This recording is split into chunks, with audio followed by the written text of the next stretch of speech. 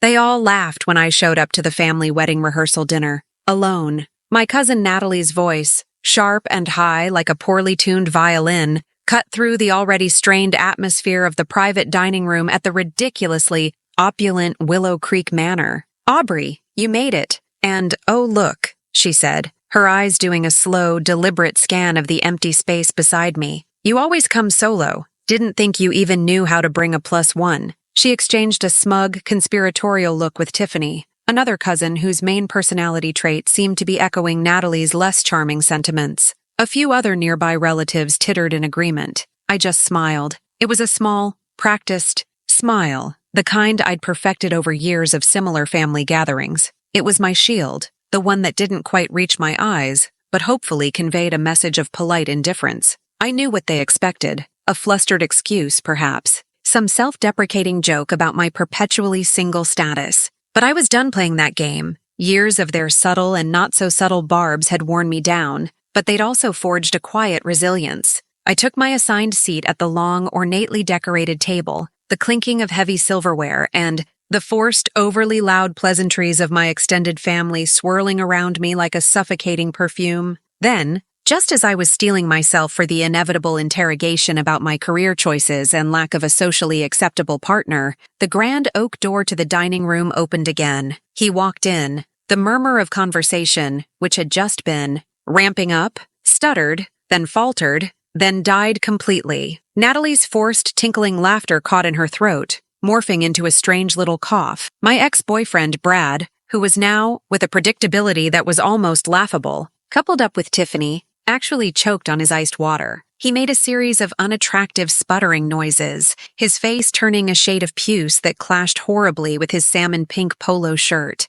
My parents, Linda and Mike Blake, sitting at the head of the table like the reigning monarchs of minor, suburban nobility, their faces carefully composed moments before, now wore matching expressions of stunned, slack-jawed disbelief. Their jaws, I swear, had dropped a good inch, possibly 2, because the man who walked in behind me, creating a sudden vortex of silence and attention, tall, exuding an aura of calm confidence, impeccably dressed in a dark, custom-tailored suit, that whispered understated power rather than shouting for attention. His dark hair was neatly styled, and his eyes, a warm hazel, scanned the room briefly before finding mine across the crowded space with a familiar, knowing glint that sent a wave of reassurance through me. That was Ethan Cole, my Ethan, the man. They'd all dismissed, sight unseen, based on my vague descriptions years ago. The brilliant, kind, and yes, incidentally billionaire tech CEO they all once told me wasn't real boyfriend material.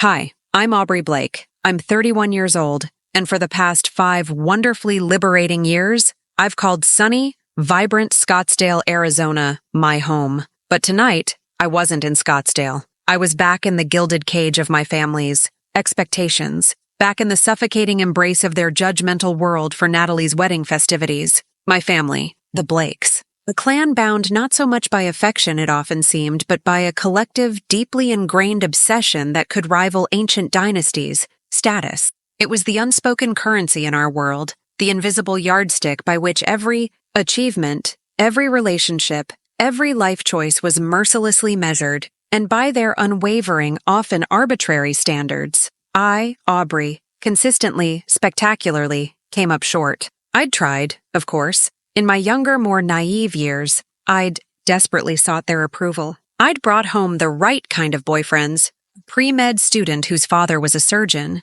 a junior investment banker with a trust fund. I'd even briefly, miserably, dabbled in the fields they deemed respectable, enduring soul-crushing, internships in finance and corporate law, hoping to earn a coveted nod of approval, a rare word of praise. But it was never enough. My achievements were always minimized, my choices questioned. There was always a critique, a subtle or often glaringly obvious comparison to Natalie, the undisputed golden child, the one who always did everything right, from her choice of college sorority to her eventual engagement to a man whose family owned a chain of car dealerships. So, eventually, I stopped trying. I'd had enough of contorting myself into shapes that didn't fit, of dimming my own light to make them more comfortable. I pursued my genuine passion for graphic design, slowly building a freelance career that I loved, one that gave me creative fulfillment and independence. even if it didn't come with the hefty salary or social prestige they craved for me. I started dating who I wanted, men who made me laugh and think, regardless of their bank accounts or social standing. And yes, that often meant showing up to family events solo. It was, quite frankly, easier than fielding their condescending questions, their thinly veiled pity, and their unsolicited advice on how to fix my life. What they didn't know, what they never bothered to ask with any genuine interest, was that for the past 3 incredible years, I hadn't been truly alone at all. Ethan Cole had walked into my life unexpectedly, not at a high society gala or a networking event, but at a small independent art fair where I was showcasing some of my digital illustrations. He hadn't known who I was or who my family was. He'd simply seen something in my art, something in me, that my own family had consistently overlooked or dismissed. Ethan was brilliant, yes, driven, certainly, and, as the world was increasingly learning, incredibly successful. He'd built his tech empire, Quantum Leap AI, from a spark of an idea in his college dorm room into a global powerhouse, fueled by relentless hard work, an innovative spirit, and a visionary mind. But beneath the layers of CEO polish, beneath the media portrayals of a tech titan, was a genuinely kind, incredibly grounded, and surprisingly funny man. He appreciated my independence, my sometimes quirky sense of humor, my unwavering passion for my creative work. He loved me for who I was, not for who my family thought I should be, or for what I could offer him in terms of social climbing. The irony wasn't lost on me, not for a second. The man they would have scoffed at just a few years prior, the one they would have dismissed as another of Aubrey's unsuitable dreamers if they'd ever bothered to meet him back when he was just starting out, was now a name whispered, with awe in international business circles, a figure whose innovations were shaping the future. Ethan knew all about my family's peculiarities. He'd listened patiently for hours as I recounted, sometimes with tears, sometimes with frustrated laughter, the countless little cuts, the casual dismissals, the way they made me feel like an outsider in my own bloodline. He understood my deep-seated reluctance to bring him into their judgmental orbit. He wasn't a fan of pretentious crowds or forced social rituals designed to impress rather than connect.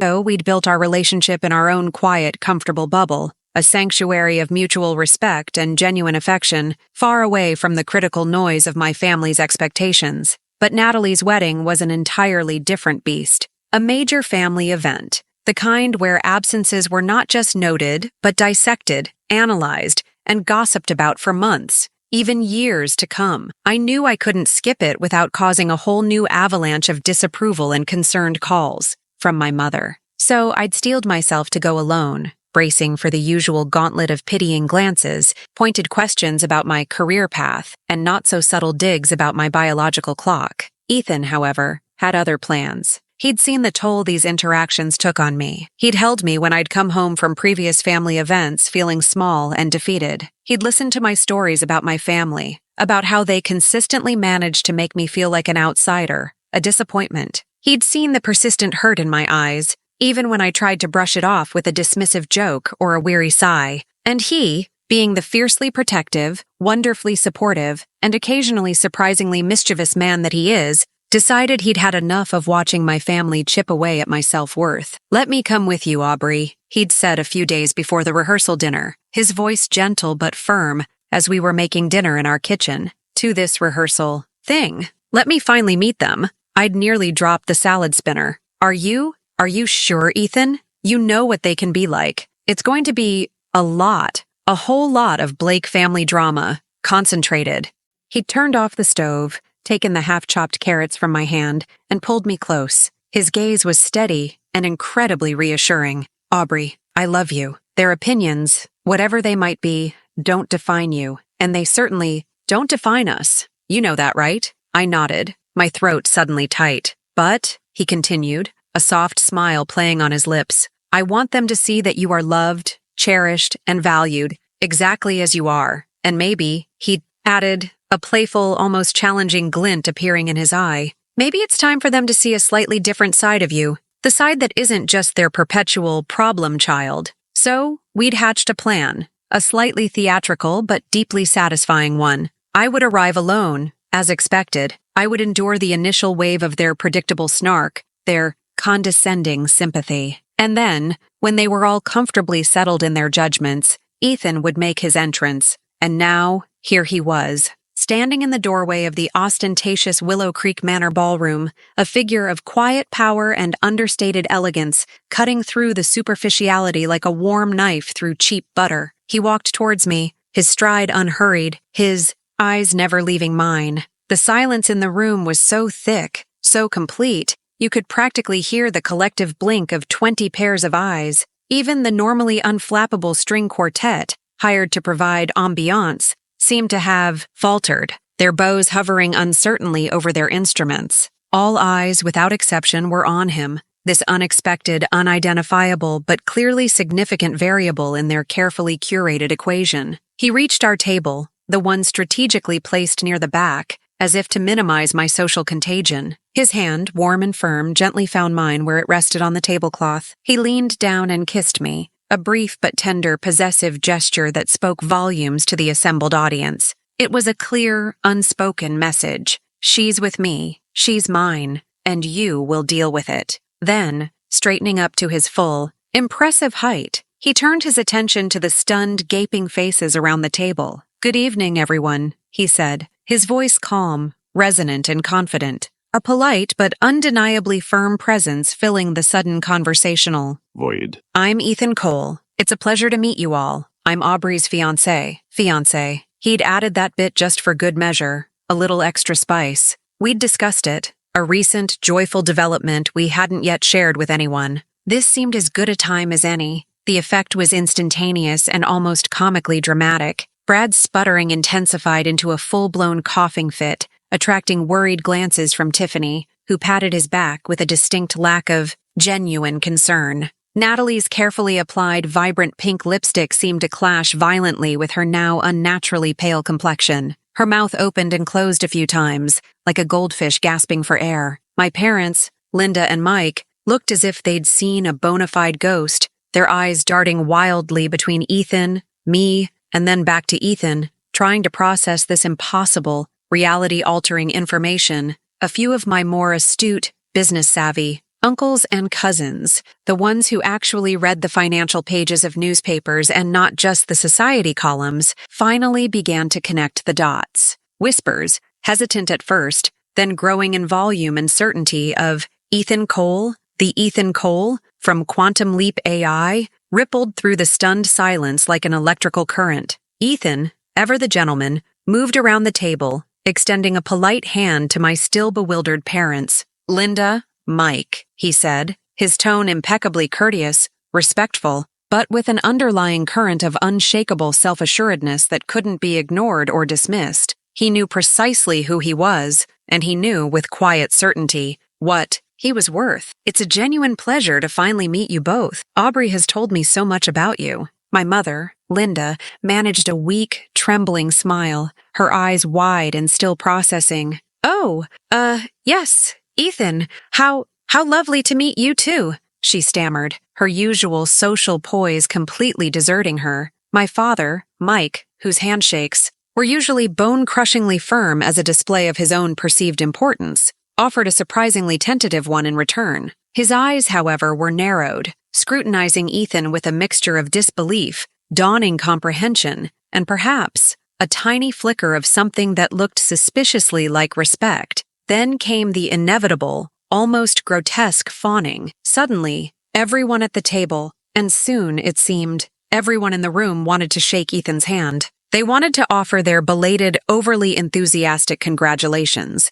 to engage him in conversation, to bask, however briefly, in his reflected glow. Natalie, recovering with the speed and adaptability of a seasoned social chameleon, was suddenly all radiant smiles and effusive, gushing greetings. "Ethan! Oh my goodness, Aubrey! You sly thing! Keeping him all to yourself! Welcome to the family," she trilled, her earlier sneer miraculously transformed into a dazzling display of familial warmth. Brad, looking distinctly green around the gills and having finally stopped choking, mumbled a barely audible, "Congrats, man," avoiding eye contact with either me or Ethan. Tiffany, however, seemed to be reassessing my status with newfound interest, her eyes flicking between Ethan's expensive watch and my decidedly less ostentatious engagement ring, which Ethan had designed himself, a simple, elegant sapphire that was perfect for me. The shift in the room was palpable, almost a physical force. The mocking glances, the pitying smiles,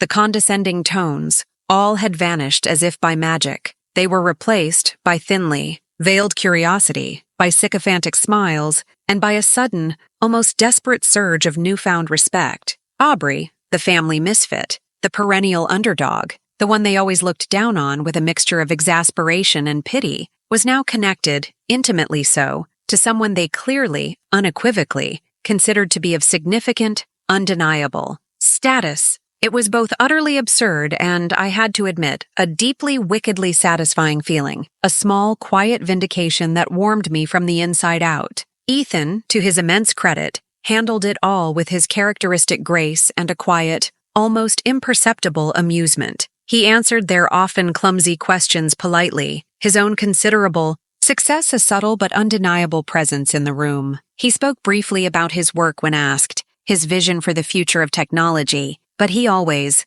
skillfully and consistently, brought the conversation back to me, highlighting my talents in graphic design, my intelligence, my unwavering support. For him, he made me sound like his partner in every sense of the word, not just an accessory. Aubrey has an incredible eye for detail, he mentioned to my Aunt Carol, who had once suggested I'd be better off as a dental hygienist. Her insights into user experience have actually been invaluable for some of our newer interfaces at Quantum Leap. Aunt Carol's eyes widened. My mother, now fully recovered and practically beaming, chimed in, "Oh yes, our Aubrey has always been the artistic one," a statement so far removed from her usual critiques of my unstable career choice that I almost laughed out loud. After about an hour of this surreal, almost theatrical charade, an hour of watching my relatives recalibrate their entire perception of me based on the man standing by my side, Ethan caught my eye from across a small group of suddenly very interested uncles.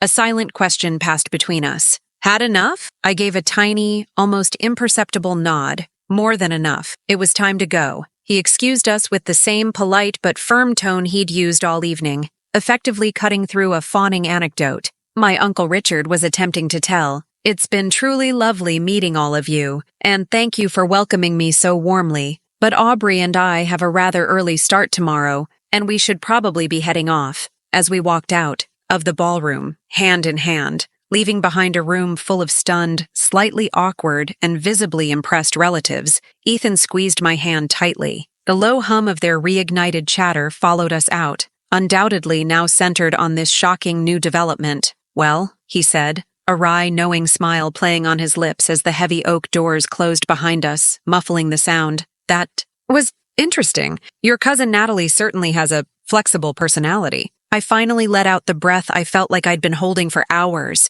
and a genuine laugh bubbled up. The tension I hadn't even fully realized I was carrying finally, blessedly, easing. "Interesting is a monumental understatement, Ethan. You were amazing. Aubrey's fiancé, nice touch," he grinned. "Seemed like the right moment for a soft launch." We walked in comfortable, companionable silence to his waiting car, the cool night air a welcome relief after the stuffy, overheated atmosphere of the dining room. As the valet pulled up with Ethan's sleek, understated, but undoubtedly expensive sedan, Ethan turned to me, his eyes suddenly serious, his smile softening. "Aubrey, listen. Tonight, their reactions. Your family's opinion doesn't change anything fundamental between us. You know that, right? You are incredible, with or without their approval." "I do know that," I said, my voice thick with emotion. I reached up and cupped his cheek, leaning in to kiss him deeply. "Thank you, not just for tonight, but for everything, for seeing me when no one else did." He held me close for a moment.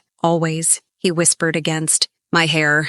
As we drove away, leaving the glittering, ostentatious lights of Willow Creek Manor and its occupants behind, I couldn't help but smile. A real, genuine smile that reached my eyes and warmed my soul. They had laughed, openly and cruelly, when I arrived alone. They had judged, dismissed, and underestimated me for years. But the look on their faces, the collective stunned silence when Ethan walked in, when he claimed me as his fiancé, that was a moment I would treasure. A small, private victory in a long, often lonely battle. It was a quiet, elegant turning of the tables, a gentle but firm correction of their skewed perceptions, And it was a powerful, undeniable reminder that sometimes the people who are so quick to underestimate you, to write you off, are the very same ones who are in for the biggest, most life-altering surprise. Their validation wasn't the prize. The prize was realizing I never needed it in the first place, especially now that I had someone who valued me for exactly who I was.